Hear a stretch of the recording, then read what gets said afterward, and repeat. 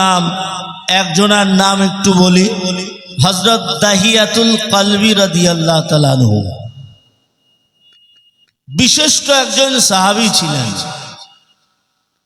তিনার জীবনের ইতিহাস খুললে দেখা যায় তার দ্বারাতে এমন কিছু গুনাহ যে হয়নি যে সে করে নাই, বাকি ছিল, কিন্তু সেই লোকটিও আল্লাহ তাআলা তাকে কবুল করে আল্লাহ পাক তাকে ওলি বানিয়ে নিয়ে পৃথিবী থেকে বিদায় নিয়েছিলেন।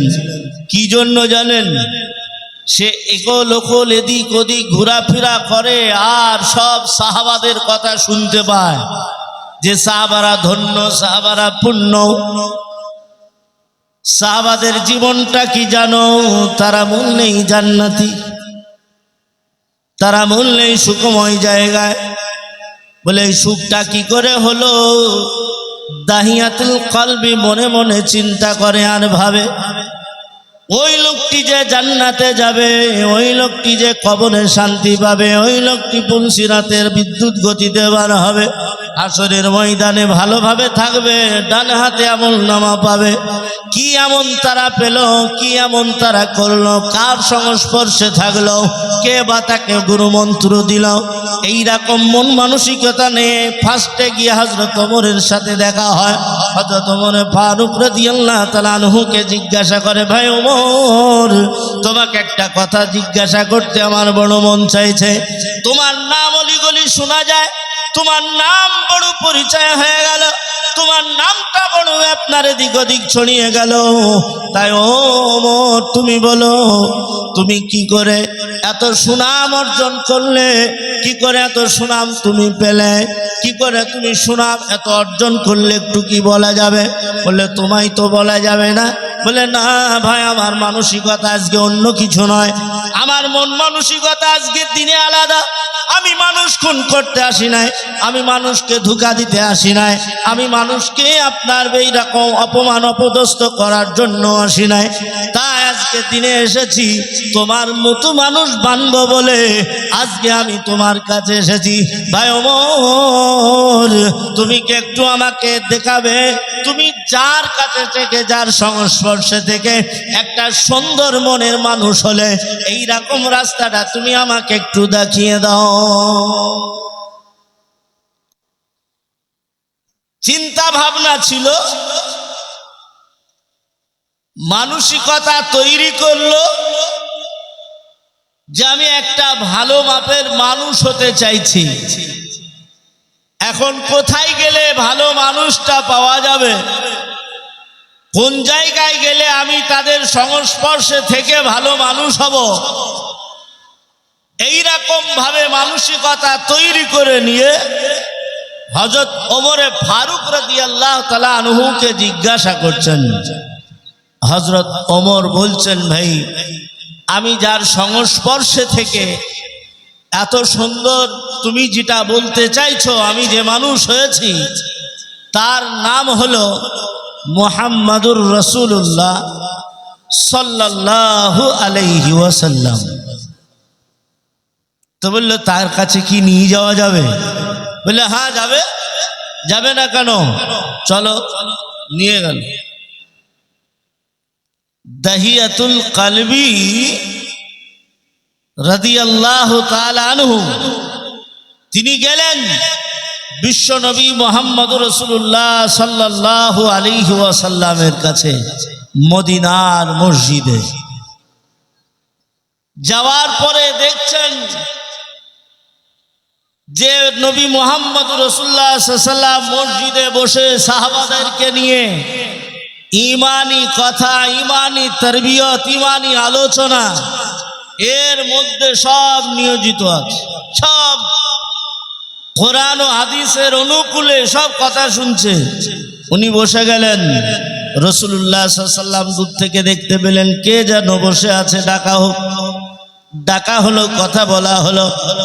বলে বাবা তুমি কোথা থেকে আসলে? বলে হুজুর আমার নাম দাহিয়াতুল কলব, আমি দাহিয়া।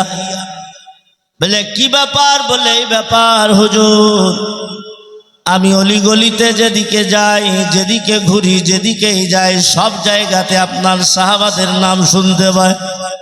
তারা ধন্য মানুষ, তারা পুণ্য মানুষ, তারা জান্নাতি মানুষ, তারা সব জায়গায় রিহাই পেয়ে যাবে। যত বেঈমান, যত নাফরমান, সব কিছুই আমার মধ্যে আছে।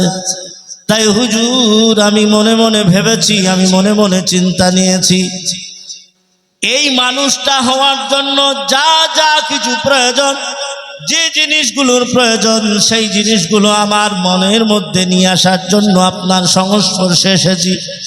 আমাকে একটা উন্নতি মানের মানুষ বানানো যায় না? আমি কি একটা ভালো মনের মানুষ বানাতে পারবো? বানবো না? আমার মনে চাইছে আমি একজন জান্নাতি মানুষ হব। কি করলে হওয়া যাবে? কি করলে জান্নাতি মানুষ হব? কি করলে জান্নাত পাওয়া যাবে? কি করলে তাই হবে? সেই জিনিসটা আপনার কাছে একটু বুঝতে এসেছি। হুজুর আপনি বোঝান, আপনার সংস্পর্শে আপনি আমাকে নিয়ে নেন। দাহিয়াতুল কলবি বলে, হুজুর আমার জীবনের ইতিহাস সম্পর্কে আপনাকে একটা কথা বলি। বলে, বাবা বলো, কি বলতে চাইছো? বলতে আমার জীবনের সমস্ত রকমের বেঈমানি কাজ আমার দ্বারাতে যেগুলো হয়নি সেটা নয়, আমি সব করেছি, কিন্তু তার মধ্যে একটা জিনিস উল্লেখযোগ্য হলো, আমার গর্ভবতী বিবিকে একদিনকার জন্য বাড়িতে রেখে দিয়ে আমি বাড়ি থেকে বিদায় নিয়ে চলে গেলাম। বিবিকে বললাম, ও বিবি যান, তোমার গর্ভে যদি ছেলে হয় তাহলে তাকে বাঁচিয়ে রাখবে, যদি মেয়ে হয় তাকে মেরে দেবে, তাকে পুঁতে দেবে, শেষ করে দেবে। আমি এই বলে চলে গেলাম। আমি বেশ কয়েক বছর অতিক্রম হয়ে গেল, পার হয়ে গেল। এদিক ওদিক আপনার ব্যবসার খাতিরে, আপনার ইনকামের জন্য এদিক ওদিক ছুটাছুটি করতে থাকলাম। বাড়ি এসে দেখলাম সুন্দর একটা মেয়ে বাড়িতে ঘোরাফেরা করে। আমি বিবিকে জিজ্ঞাসা করলাম, বিবি জান এটা কি? বলে, আর বলবেন না, এটা আপনার মেয়ে। আপনি রেখে গিয়েছিলেন ছেলে হবে, তা হয় নাই, একটা মেয়ে হয়েছে, দেখতে বড় সুন্দরী, যার জন্য নাম দেওয়া হলো উম্মে জামিলা। এই জামিলা নাম দিল, তাই জামিলা দেখতে খুব সুন্দরী, একে মারার মতো কোনো রকম আমি ক্যাপাসিটি তৈরি করতে পারলাম না। মেয়ের মুখের দিকে তাকায় আর মায়া এসে যায়, তাই আপনার কথা রাখতে পারিনি। দাহিয়াতুল কলবি বলছেন, হুজুর আমার জীবনের সব থেকে বড় ইতিহাস, আমি সেই মেয়েটাকে তার মায়ের সাথে সাজিয়ে গুজিয়ে নিয়ে ধোঁকা দিয়ে নিয়ে গেলাম। নিয়ে যাওয়ার পরে বেশ কিছু দূর যাওয়ার পরে একটা মরুভূমির বালুর মধ্যে গিয়ে সেখানে গর্ত ঘুরে সেখানে মাটি চাপা দিলাম। মেয়ে আমার মুখের দিকে তাকায় আর বারবার করে চিৎকার মারে, বলে, আব্বাজান আমাকে মারবেন না, আমাকে জানে ভিক্ষা দিয়ে দেন। যদি আপনার মনে হয় আপনার বাড়ি থাকলে আমার বোঝা, আপনার বোঝা মনে হয় আমি আপনার বাড়ি থাকবো না, দূরে কোথাও চলে যাব, এমন জায়গায় চলে যাবো আপনার কোনো চিহ্নতি থাকবে না, আপনার যে আমি আপনার সাথে একটা সম্পর্ক আছে বাপ বেটি, সে সম্পর্কও থাকবে না, আপনি ছেড়ে দেন, জানে ভিক্ষা দেন।